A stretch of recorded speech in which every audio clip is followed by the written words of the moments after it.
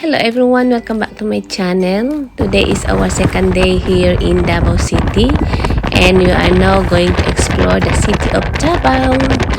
We are heading to the Eden Nature Park, somewhere at the top of the mountain, guys. So we are going to climb the mountain, but we have our tour guide and she will be the one to explain to us, to show us the places here in Eden's nature.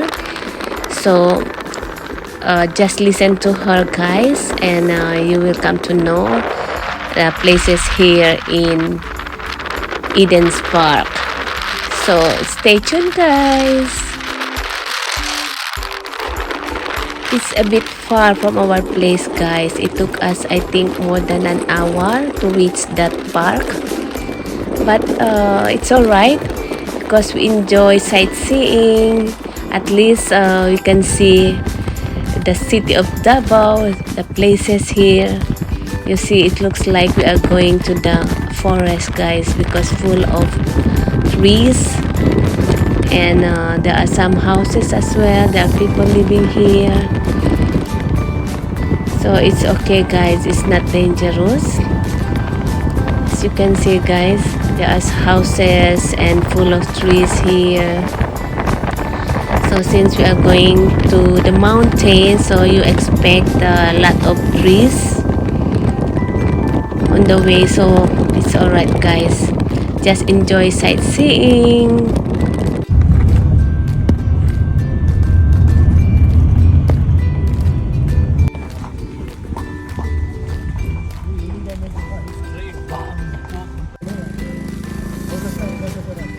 We are here now, guys, Eden Nature Park. We just reached our destination.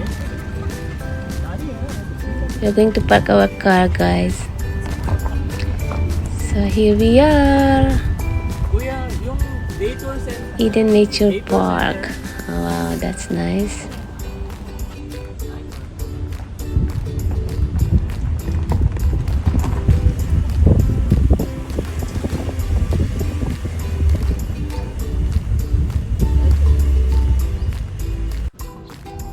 There is a restaurant over here, guys.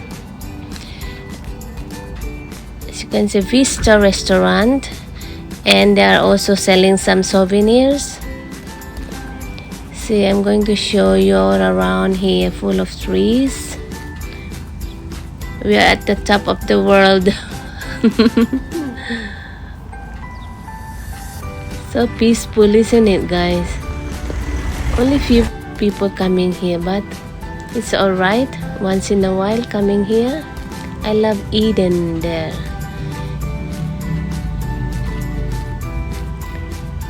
This is the souvenir shop.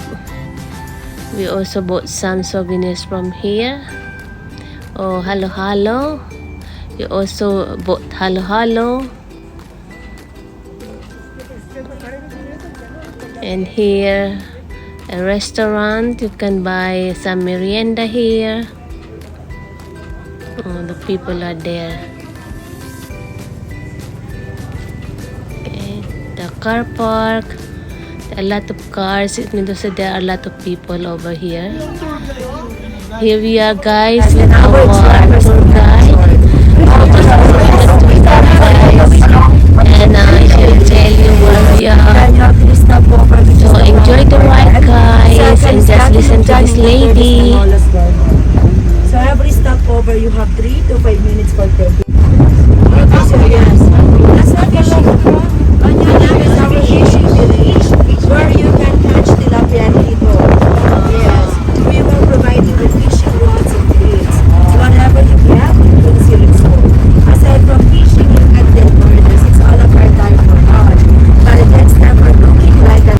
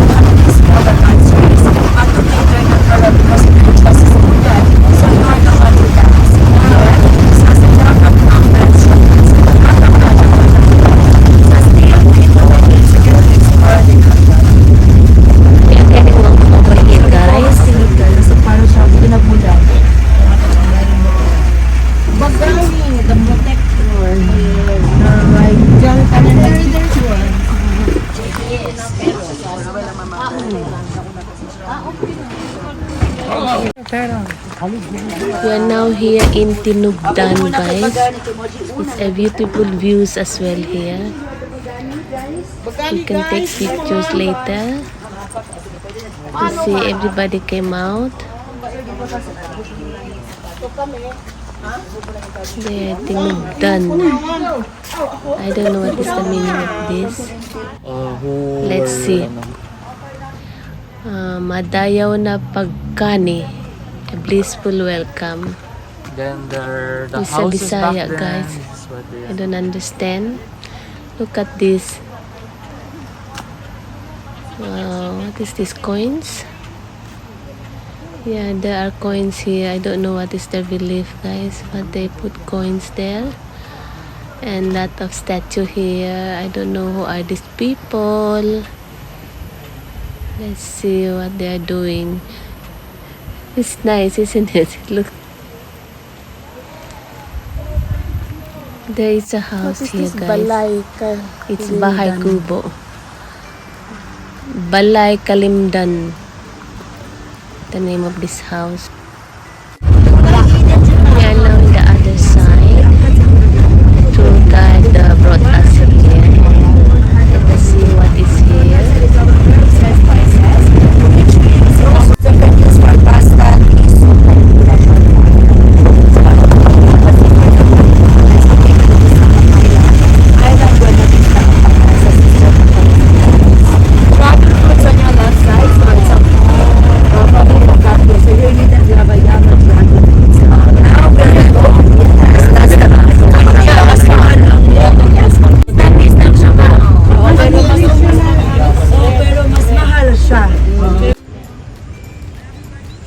Look at this, guys. See the city of Davao. We are at the top of the mountain. It's a garden, guys. I don't know what they planted here. Trees or flowers or vegetables or whatever, but it looks nice.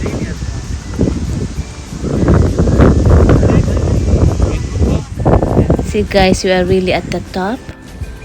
See, guys, there's a peacock here. I want him to open the... He will never open like that. How he will open? We waited to open its feather, but did not open it. Pictorial time! I love Eden!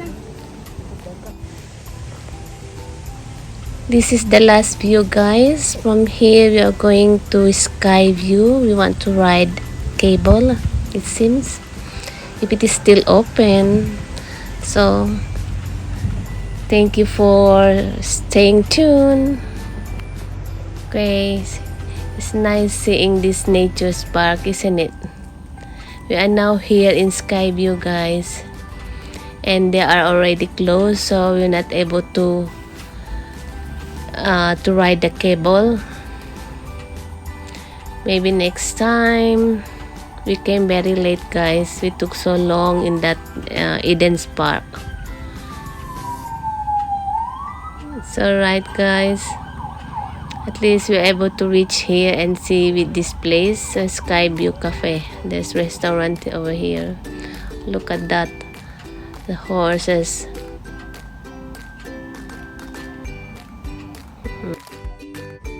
My husband is tired already. Look at them, guys. The mother horse and the baby horse. Where are they going?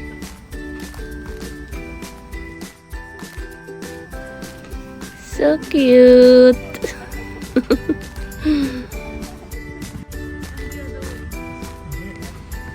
That's all for now, guys. Let's move from here. Let's go home.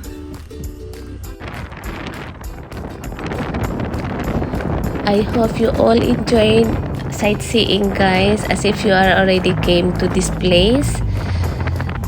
So for those who haven't come to this place yet, so at least you have an idea what this place are. It's a bit tiring, but it's okay. We enjoyed. It's worth it. Anyway, that's why we came here to explore the city, so it's alright.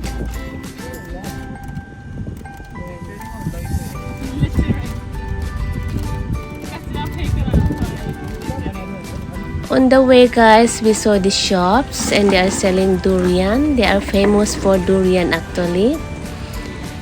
So I really love to eat. So we bought some and we ate it here. I really love to eat durian, guys. It's so tasty. Sam doesn't want the taste because it smells bad, but it's okay. For me, it tastes good. I don't care about the smell, but it tastes good really. And this is expensive, guys. It's also available in Zamboanga, but it's very expensive. But the durian from this place, from Davao, is really very nice. So we bought some and we ate some here. It is the first time of my husband to eat this, guys. We didn't realize that after eating, he loves to eat it more. We really gave him some, guys, since this is his first time to eat and he liked it. So we gave. I think so he finished one whole of this.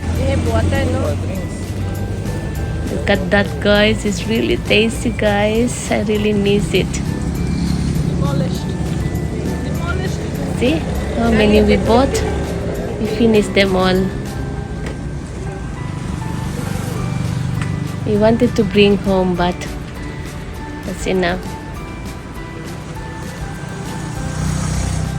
And from here, guys, we went to the other side and we saw a marang. I don't know what to call this one. Is this what you call this? No, it's not jackfruit. It's marang. They call this marang. I don't know what to call this in English. They're also selling durian here. Since we are already full, guys, we cannot eat it anymore. So we just bought some and took home. Yeah, there are also durian here, but that's enough. Mangosteen also. And we took some pictures here. There's some, I think, festivals over here, but it's too late already. As you can see, there's no more people already, but they are still open. It's good. Look, they're selling a lot of it here. From here, guys, we went home, and on the way we passed by this quarantine accommodation. This is the accommodation, guys. It's just near our apartment.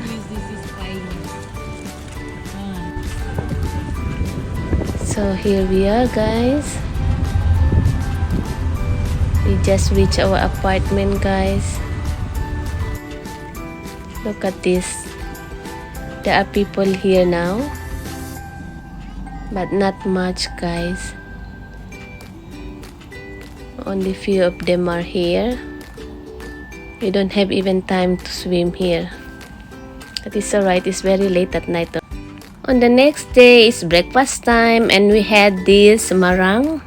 It's really yummy, guys. That's it, guys.